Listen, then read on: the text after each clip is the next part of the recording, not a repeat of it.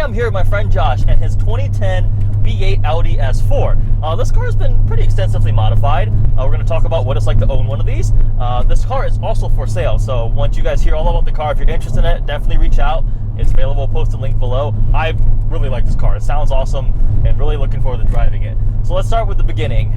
What is your favorite part and least favorite? Like, what do you love about this thing? So I think my favorite thing, I come from a background of E92s, E82s, E90s, 235i's. I think the biggest change for me on that going to the other side was definitely the supercharger. Okay. You used to be a BMW boy in this now. car, yeah. In this car, it is obnoxiously loud, and it is so hard to keep your foot out of the pedal, and it is intoxicating. Okay. And it is definitely my favorite part about the car. I would say that comparably, it's more refined. It doesn't feel as dated as well. A lot of the lights inside are white. They're not orange. Okay. The nav is a little bit nicer even for a comparable year. Okay. All that kind of good stuff makes the driving experience day in and day out a lot more enjoyable. Okay. Not to say that there are things that you can't change about other platforms that I've owned, but you know, stock for stock, this is a little nicer. Okay.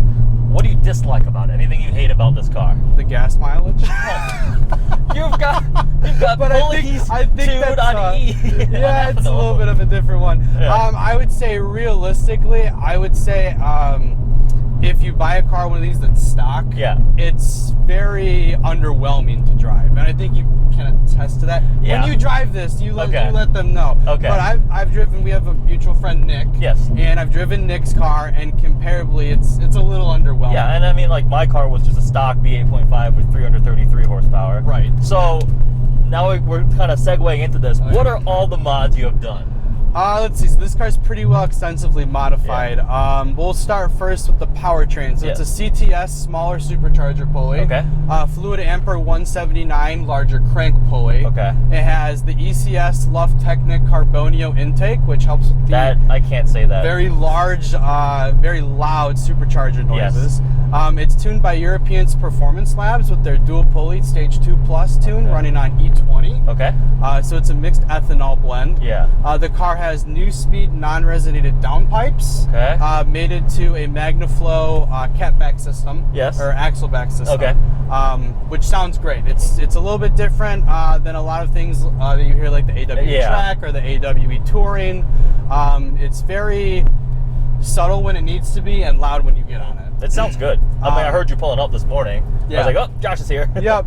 As far as suspension goes, the car is on SoloWorks coilovers. It's dropped pretty significantly as far as Michigan roads are concerned. As much as you dare. As much as you dare. And I've been driving lower cars for a couple of years, so, you know, angle your driveways and all that good stuff. Approach everything at an angle and slow. And then it's on 19 by 9.5 Miro style 111s with 255 35 tires all the way around. Yeah. Couple aesthetic stuff. Couple aesthetic RS style stuff. grill. Yep, RS style grill, wrapped trim in gloss black. We have an STV Beck carbon fiber lip up front. Okay. ECS carbon fiber mirror caps. Or mirror housing replacements. Yeah, so that's the important thing. Yes, they're not caps. A lot of people put the little cover on this double-sided tape, which I find extremely ironic because carbon fiber is supposed to make your car lighter, but you are literally adding more weight by like taping them on. So these are actual entire housing replacements. Yep. And then out back we have some more or less boutique carbon, I guess you could call it. End-lace low carbon. I love the Inlays diffuser though. And then the Inlays diffuser, which I think is the creme de la creme of carbon fiber diffusers. It looks the best on the S4. They are very hard to find because they went out of business. And I heard even when they were in business, they weren't exactly the greatest business. Yeah, customer service was horrible, fitment wasn't great, but it was always such a difficulty because they look so amazing. I really wanted to find one for mine, but they were like, I think I saw one guy selling this for like $2,000. Yeah. I was like, nope. Yeah, I think not newer, but you know, ones that are still in nice condition are going for more than I think what they actually Inlay sold them for. Yeah, but I love that diffuser on this car. So that's kind of wraps up everything modification-wise. Power about 440, 450 to the wheels. That's impressive. So it's definitely quick. And then manual. I think that's another big thing to touch on. Yeah, it's a manual with the Bang & Olufsen, which is a great combo. Oh, really? That's a rare one then. Yep. Okay. So it's extended leather. Okay. Which is another kind of rare option. A lot of people opted for either the Alcantara or the colored leathers. I think the only other comparable that I prefer would be the red. The Yeah, like leather that mine you was, had. yeah, the Magma. Yep. But it's extended leather, Bang & Olufsen with the 6-speed manual. Yeah. So did you ever even think about the DSG? No. You did not want it at all? Because the E82 that I had was the DCT. Okay. And I told myself, really can't get into another. If I'm going to spend the money, I want a manual again. But your E82 was the little weird push-pull pedal. No, the DCTs for the E82s were the actual like M3. Oh, were it's they? The same exact transmission where it's, you know, left is downshift, right is upshift. Because I thought I drove one that was like the weird. Take a left here. Take a It left? was like the weird like pull push thingamajig. Anyways, Jen's car's like that. yeah, that's what I was saying. His was like that. That's the one I drove. Manual. I actually like the shifter so far. It's a little bit rubbery, but it's all right. And it's a stock shift. Yeah, everything's stock. Anything? So the question is, what is it like to own a pretty decently modified S4?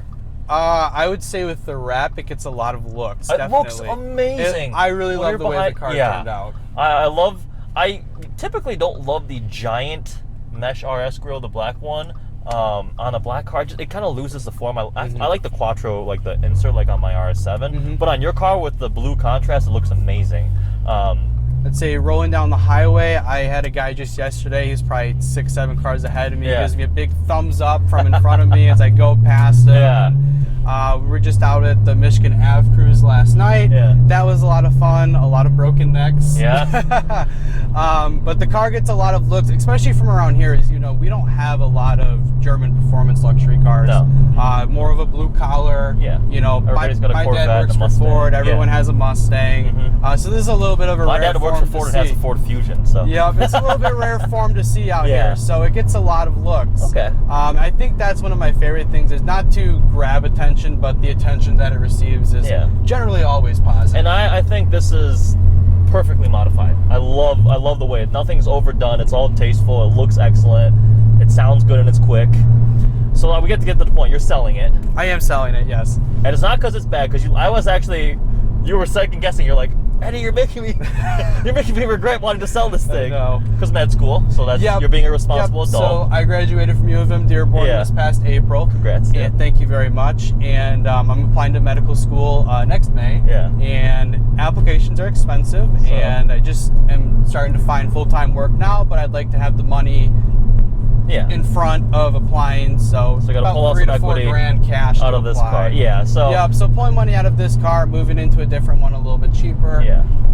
Still a very, I mean, we're looking at possibly E90 M3 or E90 M-Tech LCI 335. So take it right here. This little road's a little bit fun. All so right. yeah, I mean, the reason I brought that up was some people were like, "Oh, why are you selling a car if it's so awesome?" Well, because you got to be a responsible adult. So this is that's something that hits you really fast after graduating. So I had to sell my R8. I didn't buy a condo. All right, we'll get on it here.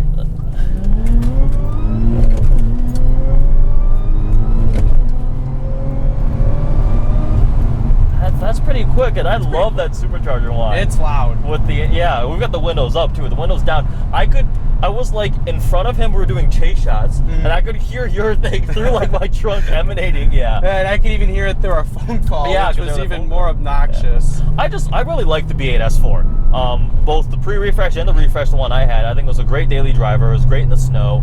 It's a great combination between comfort, luxury, bit of technology, and then sportiness. With Drive Select, you flip it into dynamic, and it becomes sharp and fun. You put it back into comfort and kind of just cruise along, and it's still refined. And we're actually in auto right now. Oh, really? Which is probably more comfort considering how we've been driving for the most part. Yeah. But put in dynamic, you get a little bit harder of a steering response. Not so much as the electronic steering on the B8.5, since this is the last of the not manual power steering, but actual power steering. Yeah, unlike mine, they changed it with the refresh. Yep. So, and I think having we've both owned, you own one, right? I own the S4. We can both say they were pretty safe and reliable. They really are. Mechanically, mine was flawless for 30,000 miles. Absolutely. I've had this since November. Yeah. And I bought it with the dual pulley already done, and everything else I did, exhaust, aesthetics, all that good stuff. I haven't had a single mechanical issue with the car. And I can't say the same for the other cars that I've owned. I honestly do think, and I was going to say in the review, it's, in my opinion, one of the best all-around vehicles for the money. It checks all the boxes. And it's a manual. That's the one thing. The big thing is the manual. because it was my daily driver and I had another fun sports car, I didn't want a manual because I knew I was going to be stuck in traffic all the time. People are going to hate me for that, but well, luckily for me, I'm not too far. You know, I'm a little more removed from the city, so traffic isn't a big issue for me. Yeah. And I think the fun factor day in and day out is what really lured me to the 6-speed manual, and even finding one of these with a 6-speed manual, you know, with a decent mileage and a clean Carfax, which is what this car has. Oh, that's good a too. Good history. Yeah. It's like trying to find a unicorn. Yeah. You know, they don't come up that often, and when they do, they tend to pull a premium. Yeah. You know. Love the way yours is modded. Anything else you want to tell people what it's like to own and you could become somebody who owns a manual dual pulley S4. I would say it really surprises people. Yeah. You know, like I said, from where we're from, a lot of Mustangs, Camaros. Yeah. You walk somebody in a Mustang GT and hurt his feelings. Yep, you can walk people in tuned 93 Mustangs, Camaros. Yeah. I mean, it's a lot of fun. It's just not something that you see all the time, and to drive one and to kind of share that experience with other people is always a good time. I think that's what it's all about, is really sharing the passion that we have. So, yeah, I mean, I really do love the car. And I'm be sad to see it go. I'm going to be very sad to see it go, too. It's gone through a couple reps since I've seen it, I think. No, you not this car. This is the first. Yeah, this is the first time this vehicle's He wraps his cars like every other month. Yeah, there we go. That is what it's like to own a dual pulley Audi S4. Check out the review. Also, check out the link below for this car is for sale. It's available. If you're watching this video 3 months from now, it probably, hopefully, will not be available for sale anymore. But either you can still enjoy one of these if you want to get one. Yep. See what it's like. If you want to see photos of it, I have an Instagram for the car. It's at Vexual, and I'm sure Eddie will link it. VECTUAL. Yes. Yep, and I'm sure you'll link that at the description as well. I will link all the things. Hope you guys like this video. If you have any questions, please comment below. Check out the listing. Thanks for watching.